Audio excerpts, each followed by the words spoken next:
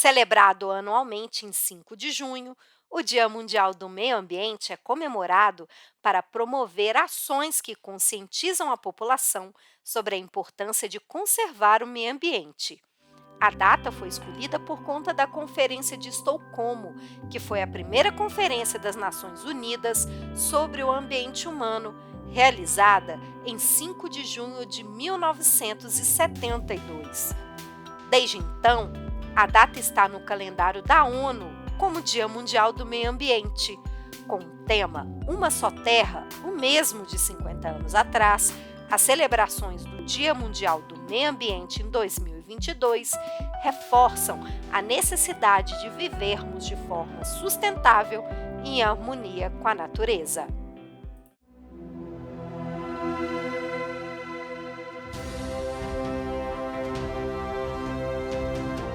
Começa agora o Semeando, o podcast da Rede de Sementes do Cerrado.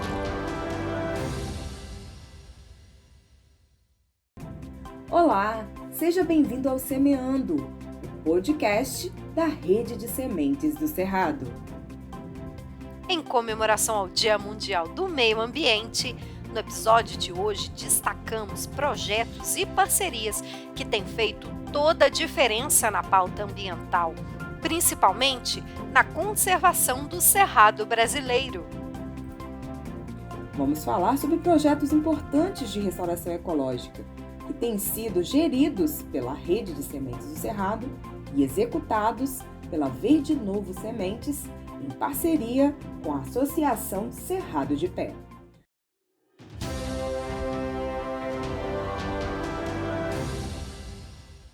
E quem participa com a gente desta edição do Semeando é a bióloga Bárbara Pacheco, uma das fundadoras da startup de impacto socioambiental Verde Novo Sementes Nativas. Empreendedora de impactos positivos, Bárbara Pacheco se define como, abre aspas, um tantinho inquieta, múltipla nos hobbies, filha, amiga, irmã e mulher do mato, fecha aspas. Formada em Ciências Biológicas pela Universidade de Brasília e mestre nessa área, Bárbara Pacheco desenvolveu diversas atividades ligadas à restauração ecológica e sementes nativas na Embrapa Cerrados e atualmente é CEO da Verde Novo. Olá, Bárbara, é uma honra receber você aqui no Semeando. Seja muito bem-vinda ao nosso podcast. Obrigada, eu que agradeço pelo convite, né, de poder estar aqui partilhando um pouquinho, aprendendo tanto com vocês. Obrigada aí você, Maria, que me convidou, a rede, todo mundo que está ouvindo. Bárbara, o episódio de hoje é um especial sobre o Dia Mundial do Meio Ambiente, que esse ano tem o tema Uma Só Terra. É um tema que nos chama atenção não apenas para a importância de transformações a partir de políticas públicas, né? Mas também das nossas escolhas e estilos de vida. Bom, você é uma das pessoas mais apaixonadas pelo meio ambiente que eu conheço. E é tão lindo ver essa sua paixão, sobretudo pelo nosso cerrado, que eu gostaria que você começasse contando um pouquinho da sua trajetória, como que surgiu a ideia de criar um negócio de impacto como a Verde Novo Sementes, que sem sombra de dúvida, né, tem feito muita diferença nessa luta ambiental. Ah, perfeito. Assim, é legal sair, partir desse lugar, né, de paixão, né, então, tudo que me trouxe até aqui com certeza foi amor, não tem como a gente partir de outro lugar que não seja o coração. E o coração que me acolheu desde sempre foi o Cerrado, né, Maria, então eu sou nascida e criada aqui no Cerrado, foi aqui que eu tive a minha formação acadêmica inteira como bióloga, então eu sou bióloga formada na UNB, no coração desse bioma, né. E durante toda a minha graduação trabalhei com várias coisas, várias, né, assim, muito agitada desde sempre, muito criativa desde sempre, muito inquieta desde sempre. Então pegou agitação, inquietude, tudo isso, criatividade, bateu dentro de um caldeirão aí, né, e surgiu talvez a Bárbara empreendedora. Então eu comecei minha trajetória como empreendedora mesmo dentro do ambiente da pesquisa, eu trabalhei na Embrapa Cerrados com restauração de áreas degradadas e sementes nativas. Mas por algum motivo o caldeirão foi borbulhando, né, borbulhando, borbulhando, muita inquietude, muita criatividade, tudo muita coisa junto na cabeça.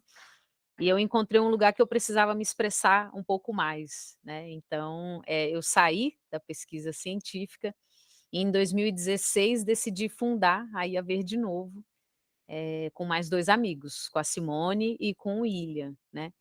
Claro que dentro do ambiente da Embrapa eu já via aí muita necessidade de mercado, né, o pessoal sempre me perguntava: "Você conhece quem vende semente nativa? Conhece quem vende semente nativa?". A rede de sementes na época também estava começando com esse trabalho com semente nativa, e meu coração acabou indo para esse lado, né, que é da restauração ecológica, que já era a minha veia pulsante, cerrado, que já era meu coração, e a semente nativa que talvez fosse aí quem talvez estava mudando minha vida, né, minha história, desde o momento que eu comecei a trabalhar com ela. Então, trazendo um pouquinho, né, que você trouxe aí essa na introdução sobre Estocolmo, o dia, né, todo esse movimento, assim, que a gente está fazendo no Dia do Meio Ambiente, uma só terra, né, você falou, transformação, uma só terra. E foi daí que surgiu a Verde Novo, só que eu precisava vir como um negócio diferente, não me cabia mais fazer tantas coisas iguais, porque não é replicando coisas iguais que a gente vai dar jeito no nosso na nossa questão ambiental, né. Então a Verde Novo ela nasceu muito disso. Então ela veio para ser um negócio de impacto, porque a gente precisava ser diferente no ambiente que a gente atuava.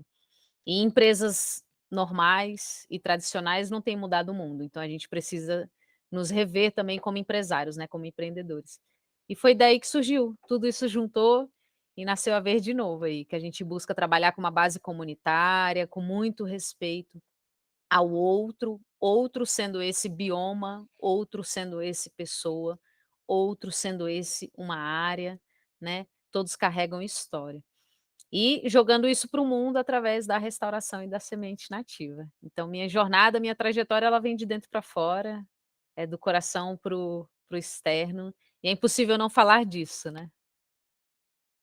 Aprofundando aí na restauração ecológica, Bárbara, já que a década da restauração das Nações Unidas também é um tema de destaque nas comemorações do Dia do Meio Ambiente, por se tratar aí, né, de uma iniciativa global para prevenir, deter, reverter a degradação dos ecossistemas em todo o mundo, né? Então, pegando esse gancho, eu gostaria que você falasse um pouco sobre os projetos de restauração que estão sendo realizados por meio dessa parceria entre a Verde Novo e a Rede de Sementes do Cerrado. Então hoje nós tocamos, não se restaura só, né, Maria, isso é um ponto que a gente tem que partir, assim, se a gente for falar de restauração ecológica e não decidir englobar, quanto mais pessoas melhor, quanto mais instituições melhor, a gente não está trabalhando com todo o potencial da restauração ecológica. Então união faz a força, completamente, isso é a coisa mais certa. E na restauração essa união da Verde Novo com a rede de sementes tem levado, assim, muitos, muitos impactos, né, para tantos lugares. E daí vem nossos principais projetos hoje em dia, né, que, nós temos algumas parcerias dentro do território da Chapada dos Veadeiros, que é o projeto que a gente desenvolve lá, de restauração de 10 hectares, né, 2 trilhas, uma trabalhando comunicação, trabalhando arte, trabalhando semente, parceria com a Associação Cerrado de Pé. Então tá vendo? Quanto mais coisa no caldeirão, quanto mais repertório, melhor. E aqui em Brasília também nós já tocamos alguns trabalhos também em parceria com a Rede de Sementes, que é dentro do programa Adote uma Nascente, em parceria com o Parque Vivencial do Riacho Fundo, com o Instituto Caixa Seguradora. Então tudo isso aí para a gente tentar fazer o quê? Executar uma restauração sistêmica, que eu chamo, né. Que é uma restauração que ela não pensa só em atuar em uma área, não é cicatrizar aquela ferida, né, que foi aberta no cerrado. Mas é também juntar pessoas ali, porque você acaba tendo a possibilidade de cicatrizar pessoas também, cicatrizar existências, né. Pessoas que sempre foram invisíveis, e através da semente elas se tornam visíveis. Então daí também vem a nossa parceria com a Associação Cerrado de Pé, que é o grupo de coleta parceiro da Rede de Sementes do Cerrado, na Chapada dos Veadeiros. Então, todos esses projetos, o pano de fundo é a restauração ecológica, mas a nossa ferramenta de transformação é a semente nativa. Então esses são alguns dos projetos que a gente tem tocado em parceria, né, aqui com a Rede de Sementes e com tantas outras instituições, tantas outras pessoas, né, que acabam passando pela gente, assim. Muito legal. Bom, falando um pouquinho mais sobre esse projeto que você mencionou na Chapada dos Veadeiros, para quem não se lembra, né, 2017 e 2019 ocorreram incêndios devastadores no Parque Nacional da Chapada dos Veadeiros.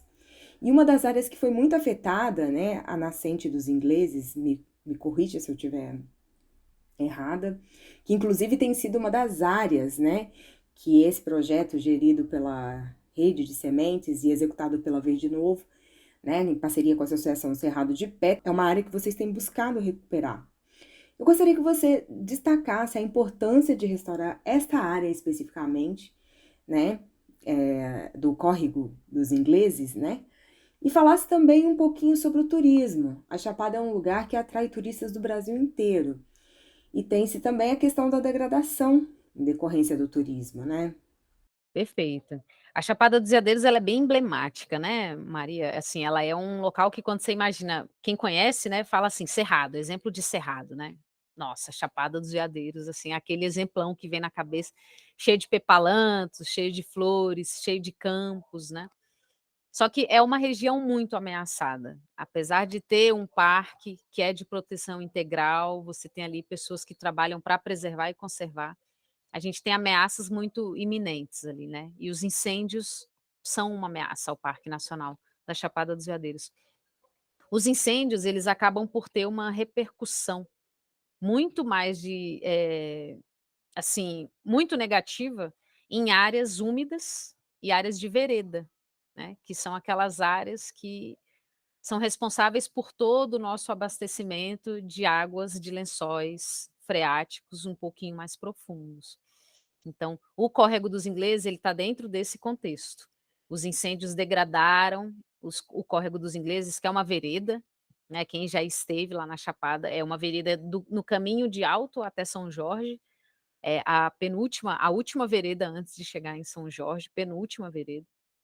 E ela foi assim, incêndios recorrentes degradaram completamente a área. Hoje ela está com presença de gramíneas exóticas, que ameaçam a nossa biodiversidade, tomam de conta do extrato rasteiro, né, elas começam a crescer e crescer, crescer, e não deixa mais nada vir. E com isso também a gente tem fica prejudicada a capacidade da nossa infiltração, toda a função do que é ser uma vereda, né. Então, o Córrego dos Ingleses ele é uma das nossas áreas alvo e tem essa conexão super importante com a água. E a gente demora para alcançar que sem água a gente não vai viver. E eu acho que o ser humano ele só vai entender isso quando faltar na torneira, né, porque é difícil a gente perceber algumas coisas sem a água bater na nossa bunda, é difícil a gente se chocar, né.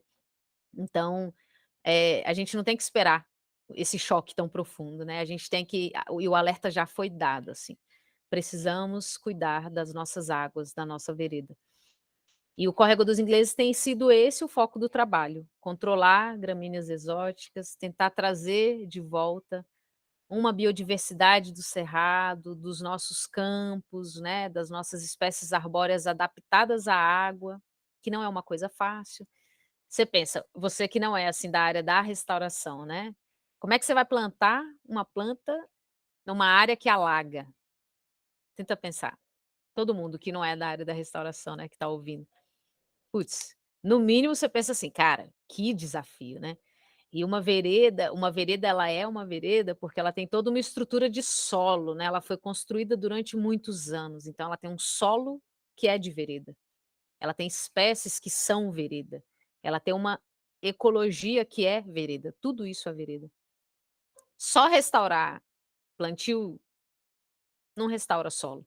Só restaurar solo, você não vai ter as espécies que tinha antes. Então, como que você planta na água? Que espécies que você vai usar, né? Que sementes? De onde que vão vir essas sementes?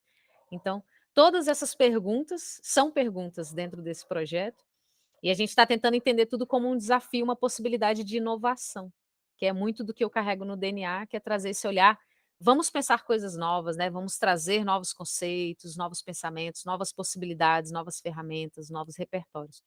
Então tudo isso está englobado aí dentro desse pacote do Córrego dos Ingleses, né. E além disso também, dentro da Chapada dos Veadeiros, não tem como a gente excluir o turista, né. Como é que eu vou chegar dentro de um território que tem 90% de turistas que saem de Brasília e São Paulo para ir lá visitar e se reconectar com o cerrado? Como é que eu vou chegar nesse território e não vou conectar essas pessoas a um trabalho de restauração? E principalmente porque nós também estamos atuando na restauração de 2 trilhas, né, de uma trilha e de uma área, que é o Jardim de Maitreya, que é super famoso aquilo ali, e do Sertão Zen, né. O Sertão Zen é uma trilha longa, e o Jardim de Maitreya é um jardim contemplativo do cerrado. Só que está passando ali por alguns problemas de comunicação também com o turista. Então, como é que eu chego nesse território e não busco dialogar com as pessoas que ali estão buscando uma reconexão, né. Então se você vai se reconectar, você tem que entender se reconectar com o quê? Quem é o cerrado? Como é que eu me reconecto com algo que eu não conheço? Então a gente parte do pressuposto que o cerrado precisa ser conhecido para ser defendido. Então por isso que esses lugares aqui, né, desse podcast, é super importante, é onde a gente pode falar de quem é o cerrado, do que é o cerrado, né. Então as pessoas se conectam e assim elas entendem que é uma só terra, né, é um só bioma, é nossa área comum. E talvez assim elas se sensibilizem mais para defendê-lo. Então, estar na Chapada também trouxe essa possibilidade, sabe, de trazer a comunicação com turistas e visitantes dentro da restauração ecológica. Então é esse boom de coisa, assim, tudo isso acontecendo de uma vez só. Muito importante você trazer isso, Bárbara, e importante também a gente trazer essa reflexão para as pessoas que gostam de ir para a Chapada, né. A gente precisa chamar atenção para o turismo sustentável, né, os visitantes precisam ter consciência disso, né. Completamente. E se conectar por inteiro, né, isso é uma premissa, assim, você aquela visão utilitarista do turismo, ela não cabe mais. Você vai lá só para usar o cerrado? Ah, é para tirar uma foto bonita, pular uma cerca, tirar uma foto e postar no Instagram? Que turismo é esse, né? Que marca que a gente está deixando e que marca que o cerrado está deixando em nós? Então, o utilitarismo ele precisa ser revisto, assim, a gente não pode, só usar a natureza e PT saudações, né, tem que ter uma relação de respeito e reconexão. Somos ela e ela somos nós, né. Então quando a gente entender esse local compartilhado, acho que vai facilitar muita coisa, e a restauração ela pode ser uma ferramenta também de diálogo sobre isso, a semente nativa, a restauração, né, ela é uma ferramenta educadora nesse ponto também, Ah, bacana, e que continue sendo. que continue sendo. Restaurar, Bárbara, devolver a paisagem para um ambiente que já foi devastado, é um processo longo, né. Quanto tempo, em média, é necessário para vermos o resultado de uma restauração ecológica? Nossa, hoje essa é a pergunta de milhões, assim, isso, se eu não te responder depende, não seria uma resposta, né. Então depende, depende de cada contexto, né, depende de cada área, depende do tanto que nós machucamos aquela área, né, que aí eu falo machucar para tornar mais simples a linguagem, mas do tanto que a gente degradou aquela área. Então você imagina, se for uma área que foi minerada durante 30 anos, ela não vai chegar no que era antes com os mesmos 30 anos, entendeu? Eu destruí uma construção de milhões de anos, né. Se for uma área de pastagem por 5 anos, então é um tempo diferente, é uma atividade diferente. Então a cada área, né, cada área para cada área é uma história, para cada área é um olhar, né. Mas hoje, assim, para te falar em média, hoje a gente não entrega resultados, eh, com no mínimo 5 anos, menos de 5 anos é difícil, você entregar resultados concretos, né. E a gente também tem que partir do ponto, o que que são resultados? Porque que resultados que a gente quer, né? Se você quer uma cobertura de um solo, uai, talvez numa estação chuvosa a gente entregue uma cobertura de solo, mas se o fogo passar naquela área, ela foi realmente restaurada? Ela tem uma resiliência? Ela se tornou um cerrado? Aí você tem que questionar. Então, se a gente quer só cobertura, uma cobertura fraca, que seja só para, né, para tapar um buraco ali, você consegue num curto período de tempo. Mas isso não é permanente ao longo dos anos. E o que nós queremos como restauradores é resiliência. Nós queremos ter uma área restaurada que seja resiliente e que traga características do cerrado, daquilo que um dia foi. Então, se passar um fogo, ele vai resistir ao fogo, aquele meu projeto de restauração, né. Ele vai ter processos, ele vai ter equilíbrio, ele vai ter bicho, ele vai ter inseto, ele vai ter polinizador, ele vai ter tudo isso. E você imagina, a natureza demorou milhões de anos para construir essas relações, né. Querer que isso tenha numa área com menos de 5 anos, nossa, é muita pretensão nossa humana, né. Então hoje resultados reais de restauração no cerrado, com menos de 5 anos a gente fala em você está voltando a área para um equilíbrio, mas afirmar totalmente assim: "Nossa, bater o martelo e falar: 'Tá restaurada'", demora um tempo, demora um tempo. E nós precisamos ter o entendimento desse tempo, né, pra trabalhar com restauração ecológica é necessário entender o tempo da natureza, que não é o nosso. E o tempo do cerrado não é o da Mata Atlântica, não é o da Amazônia, né, o tempo do Pampa não é o do cerrado, o tempo da Caatinga, então cada um tem seu tempo, tem seus processos, tem sua forma de ser. E nós precisamos ter esse entendimento, para trabalhar com uma verdade, né, Maria? Se é para ser restaurador, que seja restauradoras, restauradores que sejamos de verdade, né? Que possamos realmente ajudar os biomas a estarem aí, talvez nos próximos 30, 40, 100 anos, né. O que a gente percebe pela sua fala é que degradar, acabar com tudo é muito rápido, né? Mas recuperar demora, leva muito tempo, né? Bom, Bárbara, nossa entrevista vai aí chegando ao fim, né? Vamos aí caminhando para o fim. Mas aproveitando que os olhares estão voltados para o meio ambiente, em virtude da data, né? Qual a mensagem que você deixa para as pessoas que estão nos ouvindo?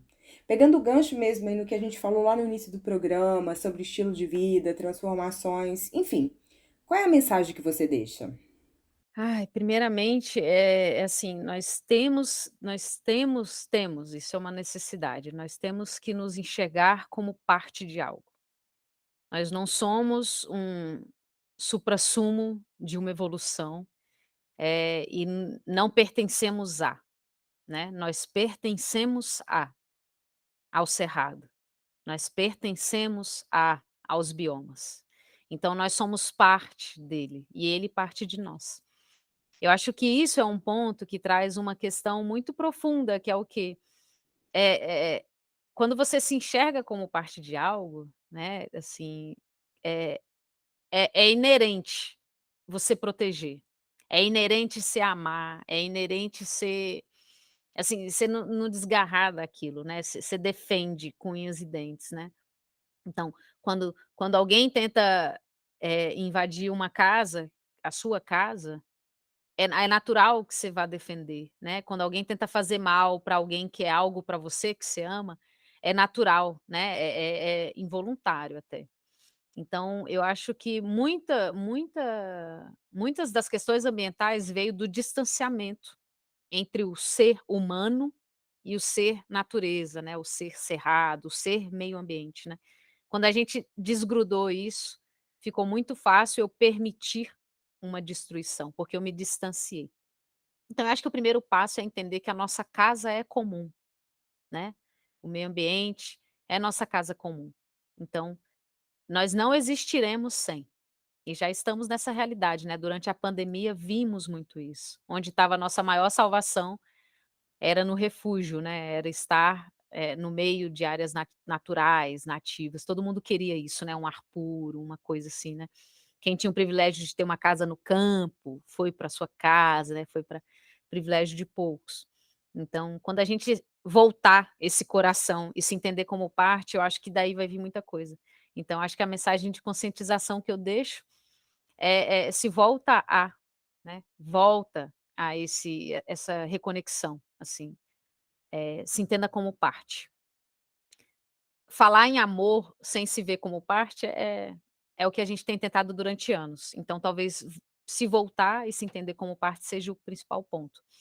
E, eh, a esperança, eu tenho muita esperança que a gente, vá perceber tudo isso, vá perceber essa união. Mas essa semana eu até li uma frase que ela traz muita coisa, "Esperança que não se organiza morre", porque não adianta também a gente tem só eu ter a minha esperança, você ter sua esperança, cada um que está nos ouvindo aqui ter uma esperança e a gente não se unir, né, não fazer disso um bonde esperançoso, né. que mude uma realidade de um mundo. Então, a nossa esperança precisa se organizar. Então, além de se voltar a esse amor primeiro aí, essa reconexão, eu acho que se una a quem já está fazendo algo nesse sentido. Então, se você quer ajudar, quer se conscientizar, quer buscar esse amor, essa reconexão, busque iniciativas que já estão fazendo esse caminho, já estão trilhando, né, já estão mais perto disso. Estar junto talvez seja o principal passo, né, uma esperança move a outra. Eu acho que daí vem a nossa maior conscientização. Conscientização é algo que ninguém coloca em nós, né, a gente se autoconscientiza, né, então no dia que eu percebi isso, não existe eu te conscientizar, né, a consciência é sua, então eu só posso te tocar de algum ponto, e você buscar uma conscientização. Então acho que esses 2 pontos que eu toco, é assim, voltar para essa reconexão, e esperança que não se organiza morre, então a nossa esperança não pode morrer. Então a gente precisa se organizar como um bonde ambiental aí, né, bonde de proteção, conservação, para quem sabe permitir a existência do nosso bioma cerrado, né. Existência e resistência, né, do nosso bioma. Acho que por aí, é uma mensagem, eh, a amorosa, né, e profunda, mas eu acho que é por aí que a gente parte para algum lugar. Muito profunda, adorei.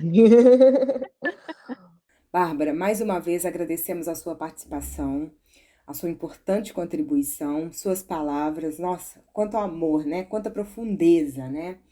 E agradecer pelo seu conhecimento e pelas experiências compartilhadas aqui conosco, né? Queremos reforçar que esse espaço está aberto para você. Volte sempre, muito gostoso ouvir você.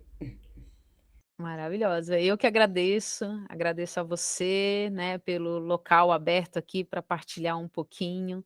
Agradeço à rede por tudo que semeou em mim e a todo mundo que está ouvindo aí, né, que sigam com uma sementinha no coração para a gente mudar essa realidade, né. Então agradeço profundamente. Obrigada.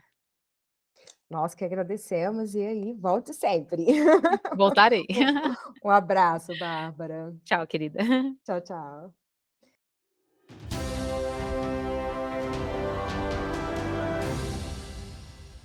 O Semeando de hoje fica por aqui. Gostou? Ajude a dar mais visibilidade ao nosso programa. Tudo que você precisa fazer é clicar nas estrelas logo abaixo da descrição do podcast no Spotify. Levam apenas alguns segundos e você ainda ajuda o nosso podcast a ser recomendado para mais pessoas. Ah, e não esqueça, o Semeando fica disponível também lá no nosso canal do YouTube. Não deixe de acompanhar nosso trabalho nas redes sociais. O endereço é @Rede Sementes do Cerrado. Manda um alô por lá que a gente fica muito feliz em te responder. Este podcast é uma realização da Rede de Sementes do Cerrado. Eu sou Maria Antônia Perdigão. Eu sou Graciele Marques. Produção e roteiro, Maria Antônia Perdigão. Edição de áudio, Wilson Dias. Apoio, Estúdio Zero Produções e MA Comunicação.